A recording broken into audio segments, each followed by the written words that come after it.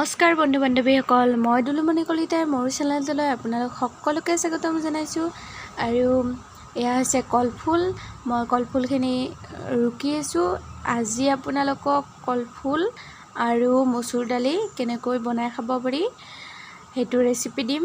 আৰু যদি ৰেচিপিটো ভাল লাগে তেতিয়াহ'লে এটা লাইক, শ্বেয়াৰ আৰু চেনেলটো ছাবস্ক্ৰাইব কৰিবলৈ নাপাহৰিব। তেন্তে ব'লক ভিডিঅ'টো আৰম্ভ কৰোঁ আৰু আপোনালোকক দেখাওঁ। আৰু এতিয়া এইখিনি মই কৰি লৈ আপোনালোকক দেখুৱাই আছোঁ। আৰু এয়া মোৰ হৈ গ'ল।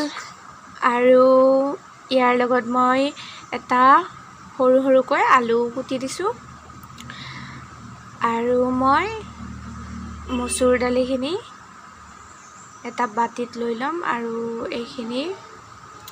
আৰু এইখিনি হৈছে আদা ৰহুনৰ পেষ্ট। আৰু ইয়াত মই মচুৰ দালি অলপ লৈ লৈছোঁ। এইখিনি মই ভালদৰে ধুই ল'ম।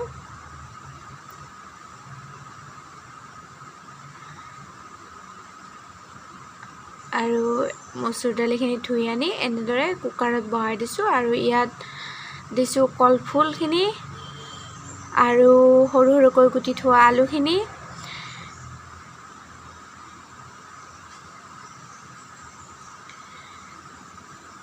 এতিয়া ইয়াত অকণমান নিমখ আৰু হালধি দিবও পাৰে, আৰু পিছত দিলেও কথা নাই। নিমখ অলপ দি 5-6টা হুইচেল অহালৈকে আপোনালোকে ৰখি দিব।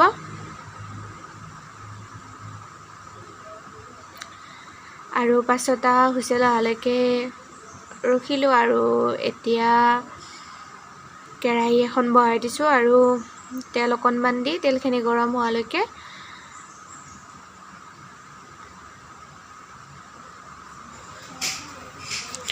আৰু তেলখিনি গৰম হোৱাত ইয়াত জলকীয়া, পিঁয়াজ, আদা ৰহুনৰ পেষ্টখিনি মিহলাই এইখিনি অকণমান লাৰি থাকিব। আৰু ইয়াত হালধি গুড়ি অলপ দিব।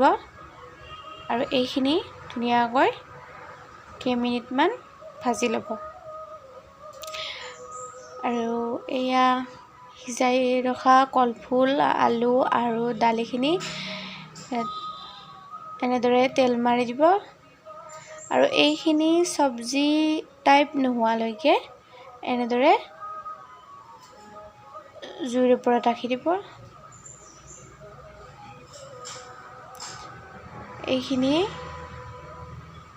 আৰু ইয়াত জিৰা গুড়ি অলপ দিয়া হৈছে। আৰু এইখিনি যেতিয়ালৈকে চব্জিৰ নিচিনাকৈ হৈ নাযায় তেতিয়ালৈকে ৰৈ দিব।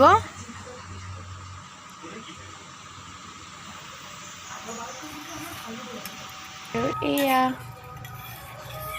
প্ৰায় হৈ গৈছে এতিয়া, আৰু অকণমান বাকী আছে। আৰু এতিয়া ইয়াত অলপ মিট মছলা দিছে। আপোনালোকে যদি মিট মছলা দিব বিচাৰে দিব পাৰে। অলপমান মিট মছলা দিয়া হৈছে।